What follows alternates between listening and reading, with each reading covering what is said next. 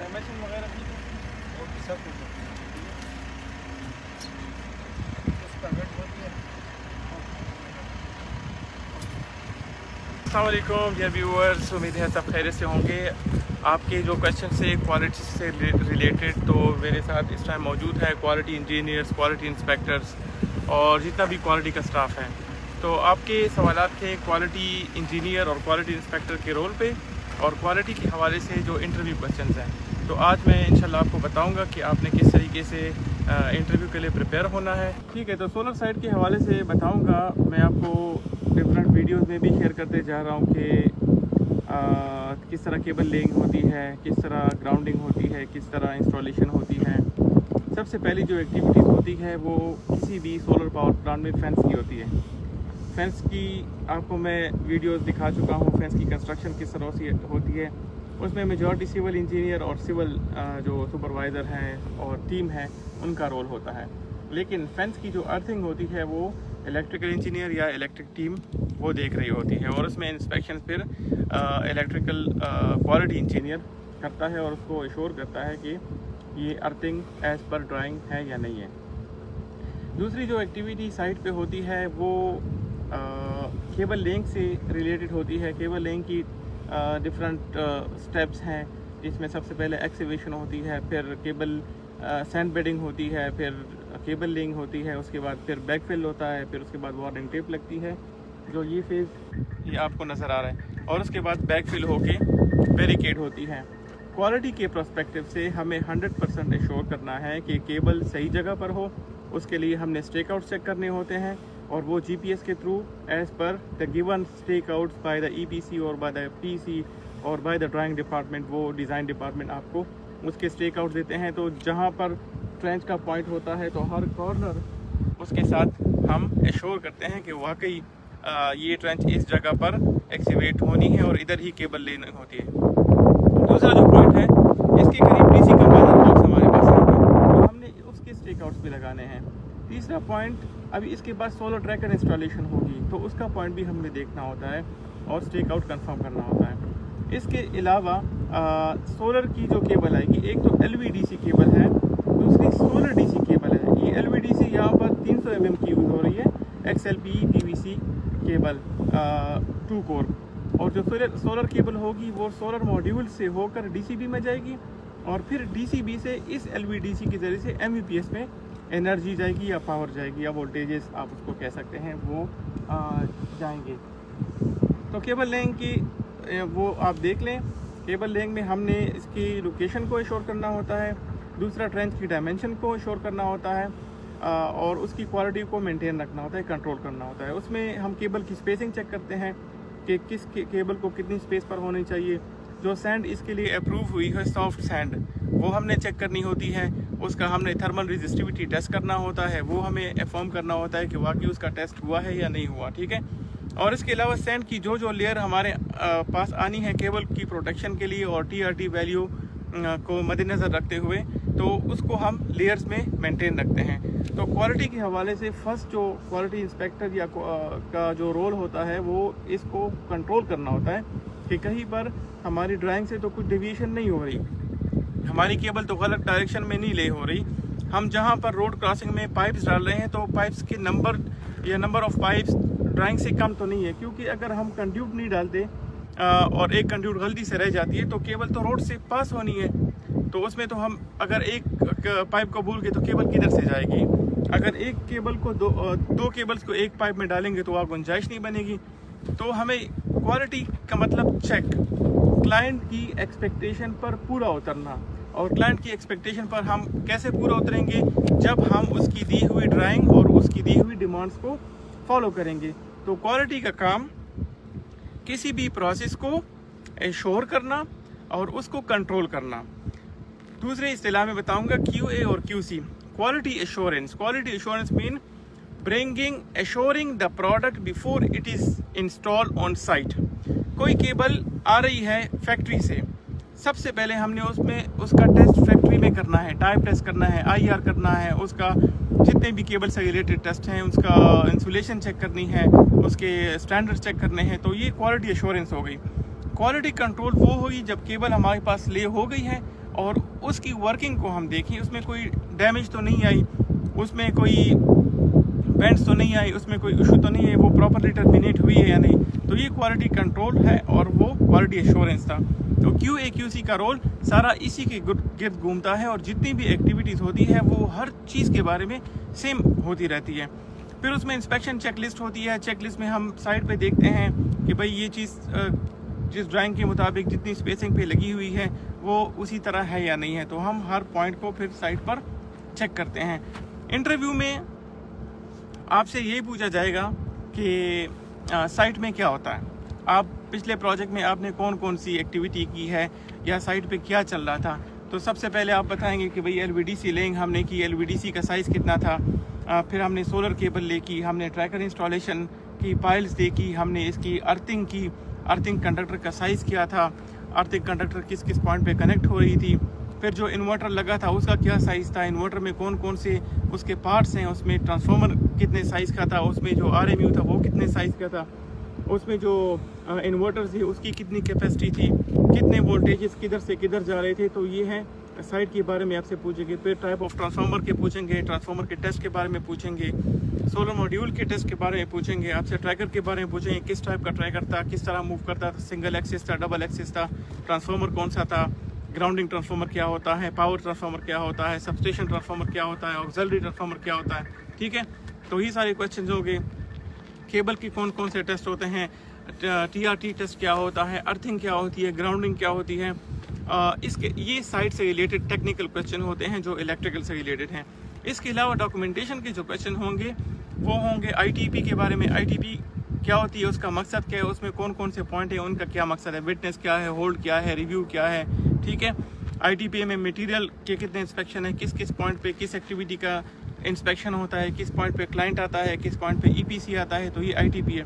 Fat क्या होता है, फैक्ट एक्सेप्टेंस टेस्ट होता है। MAR क्या होता है, मटेरियल अप्रूवल रिक्वेस्ट। MIR क्या होता है, material inspection request.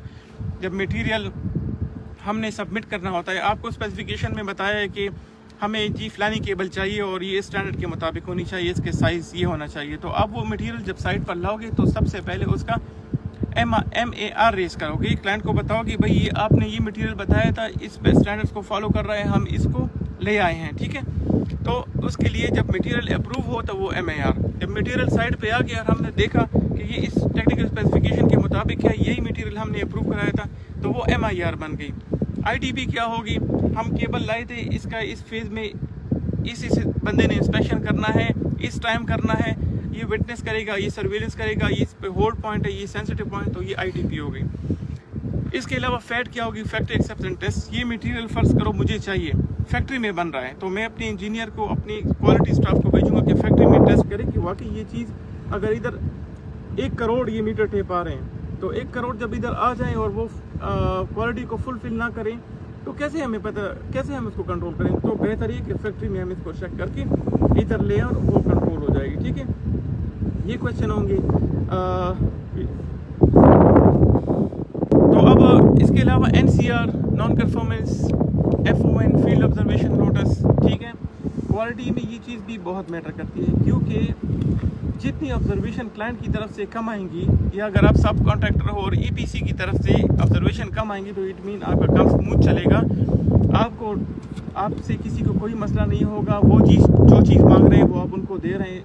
It's okay, quality is fulfilled and you are okay and your performance 100%। सबसे जो बड़ा इम्पेक्ट होता है क्वालिटी का वो आपके माइलस्टोन पर होता है, आपके जो स्केड्यूल के मुताबिक जो टारगेट्स आपने रखे हैं कि ये फॉर एग्जांपल ये हमारे पास 100 ब्लॉक हैं, इसमें हमने केबल लेइंग करनी है 3 महीने में। ठीक है, तो अब 3 महीने में आप 100 ब्लॉक्स को कंप्लीट कर रहे हैं, तो अगर आप ये 100% कंप्लीट करें without any observation, without any non conformity, तो it mean your quality is good and you are fulfilling the clients specification and the quality demands. उस बेस पर आपकी कंपनी को पैसे मिलेंगे। ठीक है, आपके काम के वो आपको उसकी पेमेंट करेंगे। जितनी जल्दी पेमेंट रिलीज होगी, कंपनी रिच होगी, एम्प्लॉयज़ खुश होंगे, क्लाइंट खुश होगा, अगले प्रोजेक्ट में आपको ज़्यादा तरक्की मिलेगी और आपकी जो कंपनी की वर्थ है वो भी बढ़ेगी। तो क्वालिटी का जो सबसे बड़ा बेस है वो, और जो हम मेजरमेंट करते हैं वो माइलस्टोन पेमेंट्स पर करते हैं। तो माइलस्टोन के लिए आपने स्ट्रगल करनी होती है ताकि जो काम हम कर रहे हैं, जो मेहनत कर रहे हैं, हमें उसके पैसे भी तो मिले।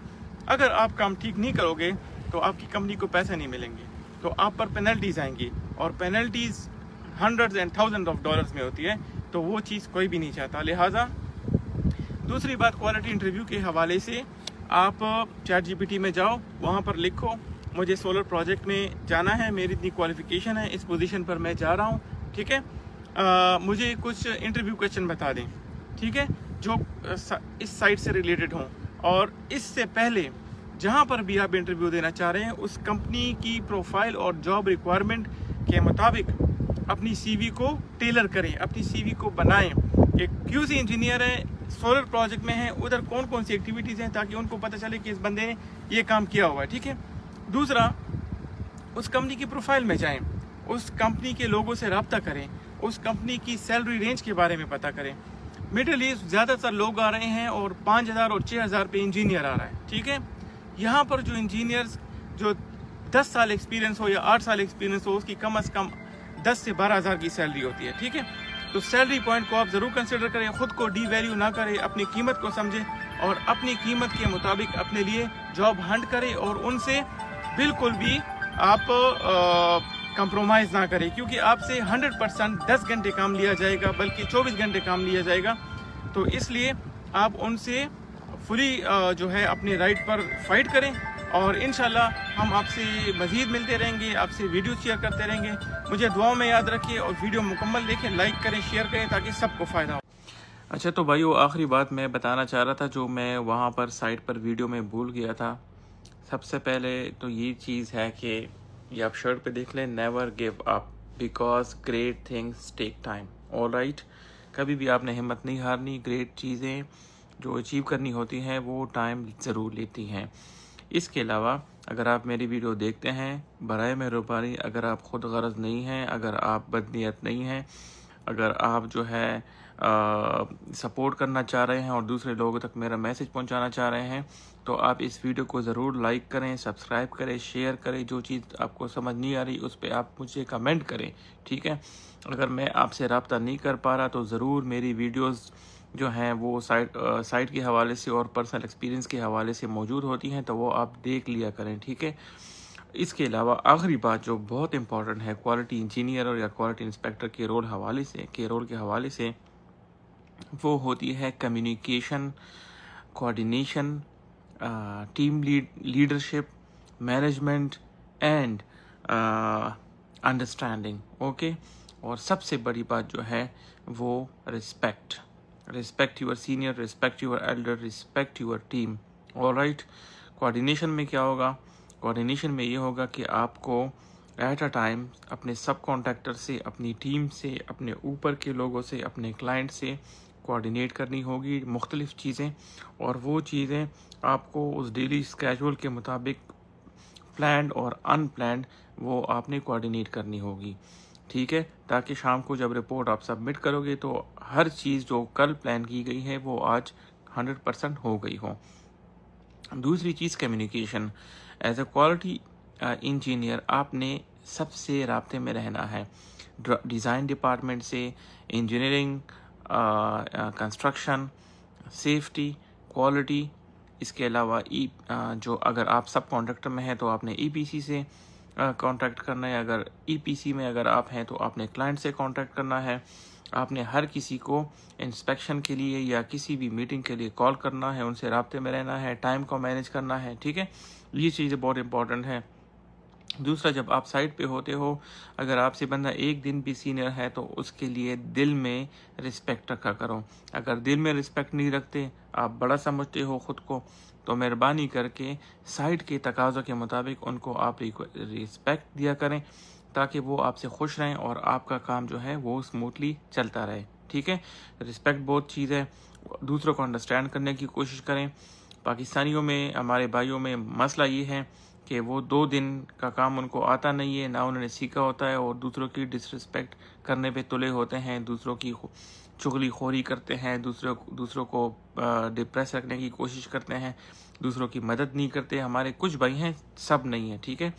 तो अगर कोई आपसे बड़ा है, एज में बड़ा है, आपसे एजुकेशन में ज़्यादा है, आप उसको अल्लाह ताला ने वो पोजीशन दी है, तो आप उसको रिस्पेक्ट करें। रिस्पेक्ट तो एक उसको पुकारने से होती है। हर जगह ये भाई भाई का वर्ड नहीं चलता, फलाना भाई, ढिंगलाना भाई। किसी को अगर बुलाना है जी आमिर साहब, इमरान साहब, फरहान साहब, शुएब साहब, वट एवर इट इज़, ठीक है, या सर कह के पुकारे, इट्स अ प्रोफेशनल जो है वे टू कम्युनिकेट।